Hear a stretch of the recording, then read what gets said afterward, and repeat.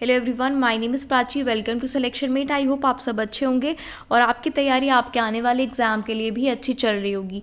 आज का जो सेशन है वो होगा ईवीएस का एक मॉक टेस्ट और पूरे 20 मार्क्स का ये टेस्ट होगा जिसको हम यहाँ पर डिस्कस करेंगे। जी हाँ, पूरे 20 मार्क्स के टेस्ट को, जिसमें आपके केवीएस पीआरटी में 20 नंबर का आपसे पूछा जाना है ना ईवीएस का, तो वो हम पूरे 20 क्वेश्चन एक मॉक टेस्ट के रूप में डिस्कस करेंगे। फटाफट से आपको आंसर अपना मार्क कर लेना है क्वेश्चन देखने के बाद और फिर चेक करना है कि आपका आंसर जो था वो राइट था या नहीं। देखिए, एग्जाम में अब बहुत कम समय बाकी रह गया है। केवीएस पीआरटी के एग्जाम शायद 21 फरवरी से स्टार्ट हो जाएंगे, बहुत कम समय है। उससे पहले कुछ लोगों की टीजीटी और पीजीटी के एग्ज़ाम्स भी होंगे। तो अब आपकी जो तैयारी है वो साथ में चल रही होगी और तैयारी के साथ ही साथ आपका जो रिवीजन है वो भी ज़रूर चल रहा होगा। तो इस सेशन को एक एज अ रिवीजन सेशन आप ले सकते हैं। आप चेक कर सकते हैं कि आपने कितनी तैयारी कर ली है और कितनी करनी बाकी है। तो पूरा सेशन आपको एंड तक देखना है। इंपॉर्टेंट और जो बार बार पूछे गए क्वेश्चन है ईवीएस के, वो हम यहाँ पर लेकर आए हैं आपके लिए। आपको एंड तक पूरा सेशन देखना होगा। इसके अलावा एक छोटी सी मैं आपसे डिस्कशन करना चाहती हूँ बात, वो ये है कि एक साइंस की मैराथन क्लास, जो कि साइंस भी केवीएस पीआरटी में 20 मार्क्स की आएगी, और ईवीएस की एक मैराथन क्लास ज़्यादा टाइम की नहीं है, बस हमने डायरेक्ट क्वेश्चन आंसर्स को डिस्कस किया है उसमें। तो साइंस की और ईवीएस की और कंप्यूटर की वो चैनल पर अवेलेबल हैं। तो इस वीडियो को देखने के बाद आप एक बार हमारे चैनल को ज़रूर विजिट कर लें और इस सेशन से आप देख लेंगे तो आपके लिए बहुत बेनिफिशियल होगा। इसके अलावा आप चैनल पर और जो वीडियोज़ हैं उनको भी देख सकते हैं। लेकिन अब पहले बात कर लेते हैं हम आज की इस टेस्ट की, जो कि ईवीएस का होने जा रहा है। तो आई होप आप सब रेडी होंगे इस टेस्ट के लिए। सीडीपी का भी एक टेस्ट अपलोड हो चुका है जिसमें हमने पेडागोजी की क्वेश्चंस को डिस्कस किया है, वो भी ज़रूर देख लीजिएगा। तो क्या आप तैयार हैं आज के सेशन के लिए और इस टेस्ट के लिए? चलिए पहले क्वेश्चन से स्टार्ट करते हैं। पहला क्वेश्चन है, पादप सूर्य के प्रकाश को उपयोग करते हैं किस रूप पे? चार जो ऑप्शंस हैं आपके पास है, राइट आंसर आपको मार्क करना है। तो जो पादप होते हैं, पेड़ पौधे होते हैं, वो सूर्य के प्रकाश को यूज करते हैं प्रकाश संश्लेषण के लिए। यहाँ पर ऑप्शन थर्ड आपका सही हो जाएगा। आपको बताना है इसमें कि प्रकाश का यूज पौधे किस रूप में करते हैं, तो प्रकाश संश्लेषण के लिए या फिर कहते हैं फोटोसिंथेसिस के लिए। तो आई होप ये आपको क्लियर होगा। सेकंड क्वेश्चन पर मूव कर लेते हैं। जंतु जो दूसरे जंतुओं का भक्षण करते हैं उन्हें क्या बोला जाता है? चार ऑप्शन आपके पास है, आपको राइट आंसर मार्क करना है। जो जंतु दूसरे जंतुओं का भक्षण करते हैं उनको कहा जाता है मांसाहारी। ऑप्शन नंबर बी यहाँ पर आपका राइट आंसर हो जाएगा। फटाफट हम क्वेश्चंस को यहाँ पर ख़त्म करेंगे और सॉल्व करेंगे एंड तक, क्योंकि अब हमारा ये रिवीजन सेशन है। थर्ड है, पर्यावरण जैविक घटक हैं। पर्यावरण के जो जैविक घटक हैं वो कौन कौन से होते हैं? चार ऑप्शन है, आपको बताना है क्या ये सभी हैं या फिर इनमें से कोई एक है। तो पर्यावरण के जैविक घटक आपको बताना है। यहाँ पर मैं राइट आंसर की बात करूँ तो जो आपका लास्ट ऑप्शन है ऑल ऑफ द अबव, वो सही हो जाएगा। यानी जैविक घटक हैं शैवाल भी, पेड़ भी और बैक्टीरियाज भी। तो ये भी आप याद रखेंगे। अब हम नेक्स्ट क्वेश्चन पर मूव करते हैं। नेक्स्ट कहता है, पर्यावरण में तत्वों के चक्रीकरण को क्या कहा जाता है? पर्यावरण में जो तत्वों का चक्रीकरण होता है, रोटेशन होता है, उसको क्या बोलते हैं? तो अगर मैं इसके राइट आंसर की आपसे बात करूं तो इसका राइट आंसर हो जाएगा ऑप्शन नंबर 2, यानी कि जैव भूगर्भीय रासायनिक चक्र। पर्यावरण में तत्वों के चक्रीकरण को जैव भूगर्भीय रासायनिक चक्र कहा जाता है। ये आप जरूर याद रखिएगा, अच्छा क्वेश्चन है। नेक्स्ट, आहार श्रृंखला में मनुष्य क्या होता है आपको बताना है। तो जो फूड चेन होती है उसमें मनुष्य क्या होते हैं, ह्यूमंस उसमें किस कैटेगरी में आते हैं आपको ये बताना है। तो आहार श्रृंखला में मनुष्य होते हैं उपभोक्ता। ऑप्शन थर्ड यहाँ पर आपका राइट आंसर हो जाएगा। नेक्स्ट पर चलते हैं। नेक्स्ट है, प्रदूषण को निम्न रूप में से परिभाषित किया जा सकता है। इन चार ऑप्शन में से आपको बताना है प्रदूषण क्या होता है। ठीक है, आपको चार ऑप्शंस में से बताना है कि प्रदूषण क्या होता है। तो राइट आंसर की बात मैं करती हूँ, ऑप्शन नंबर बी राइट हो जाएगा। अवांछित अथवा विषैले पदार्थों की उपस्थिति ही प्रदूषण कहलाती है।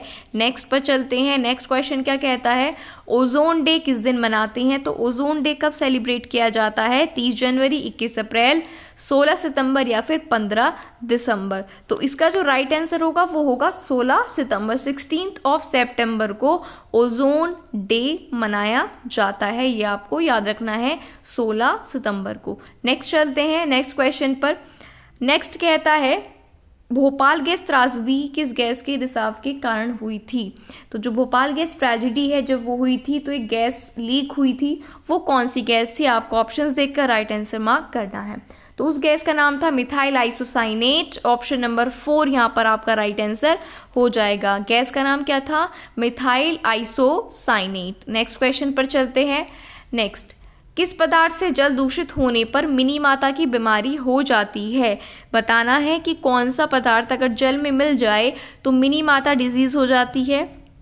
4 ऑप्शन आपके पास हैं और आपको राइट आंसर यहाँ पर मार्क करना है। तो राइट आंसर की मैं बात करूँ तो मिनी माता रोग होता है जल में मर्क्यूरी क्लोराइड के उपस्थित होने के कारण।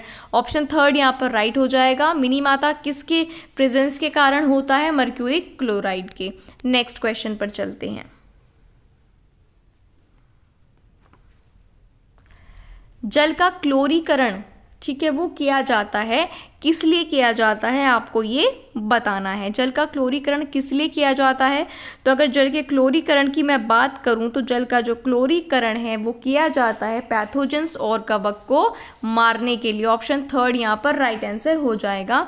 जल का क्लोरोनीकरण किया जाता है पैथोजन और कवक को मारने के लिए। अब नेक्स्ट क्वेश्चन पर चलते हैं। वीडियो अगर आपको अच्छी लग रही है तो लाइक करने में कंजूसी ना करें, वीडियो को लाइक ज़रूर कर दें।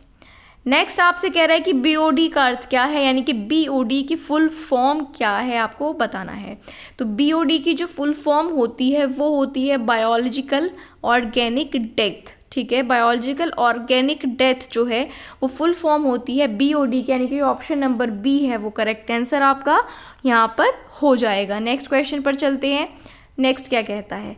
किस प्रदूषण के कारण, ठीक है, किस प्रदूषण के कारण तेजाबी वर्षा होती है ना?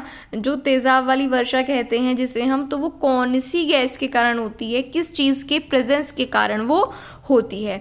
तो अगर हम तेजाबी वर्षा की बात करें, एसिड रेन जिसको हम बोलते हैं, तो वो किसके प्रेजेंस के कारण होती है? सल्फर डाइऑक्साइड के, SO2 के होने के कारण। उस पानी में क्या होता है? SO2 मिला होता है, इसलिए वो हो जाती है तेजाबी यानी कि एसिड रेन। चलिए, ये क्वेश्चन भी आपको क्लियर हो गया होगा। नेक्स्ट पर चलते हैं। मृदा प्रदूषण का मुख्य कारण क्या है? 4 ऑप्शन आपके पास हैं और आपको बताना है कि मुख्य कारण जो है वो क्या है मृदा प्रदूषण का। जी हाँ, तो मृदा प्रदूषण का मुख्य कारण होता है खनन। जो खनन हो रहा है आजकल, खुदाई की जा रही है, ठीक है, अलग अलग चीज़ों को ढूंढने के लिए जो खनन या खुदाई की जाती है वो मृदा प्रदूषण का जो है मुख्य कारण है। तो ये आपको याद रखना है। चलिए नेक्स्ट पर चलते हैं। नेक्स्ट कहता है ध्वनि प्रदूषण होता है। तो जो ध्वनि प्रदूषण है वो किस में होता है? क्या वो फैदम में, मतलब ध्वनि प्रदूषण को जो हम नोट करते हैं यूनिट में, वो क्या यूनिट होती है? फैदम, डेसिबल, टन या फिर किलोग्राम? फटाफट से अपने आंसर आप मार्क कीजिए और बताइए कि ध्वनि प्रदूषण किस में होता है। तो ध्वनि प्रदूषण को हमेशा किस में मापते हैं? डेसिबल में। ऑप्शन जो है बी आपका राइट आंसर हो जाएगा।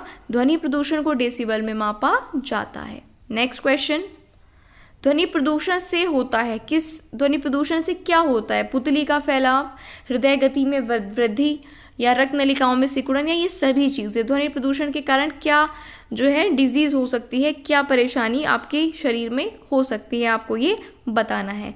तो देखिए, ध्वनि प्रदूषण से हृदय गति में वृद्धि हो जाती है। कई बार आपकी जो हार्ट बीट है वो बढ़ जाती है ध्वनि प्रदूषण के कारण। तो ये आपको याद रखना है। चलिए अब नेक्स्ट क्वेश्चन की बात कर लेते हैं। किस स्तर पर ध्वनि खतरनाक ध्वनि प्रदूषण कहलाता है? ठीक है, जिसको हम बर्दाश्त नहीं कर पाएंगे या जिससे हमें डिजीज हो जाएगी, वो कौन सा ध्वनि प्रदूषण का स्तर होता है, ये आपको बताना है। तो इस क्वेश्चन का जो आंसर हो जाएगा वो हो जाएगा कौन सी ध्वनि जो है वो खतरनाक होती है, ये आपसे पूछा है। तो जो भी ध्वनि 35 से 60 dB से ज़्यादा की होगी, 35 से 60 डेसिबल से ज़्यादा की होगी, वो खतरनाक ध्वनि के अंतर्गत आती है। ये आपको याद रखना है। नेक्स्ट क्वेश्चन की बात कर लेते हैं। ऊर्जा का पुनः चक्रण स्रोत क्या होता है? अगर ऊर्जा एनर्जी का हम पुनः चक्रण करें, क्योंकि ऊर्जा ना तो क्रिएट की जा सकती है ना ही डिस्ट्रॉय की जा सकती है, वो सिर्फ एक रूप से दूसरे रूप में बदलती है, चेंज होती है।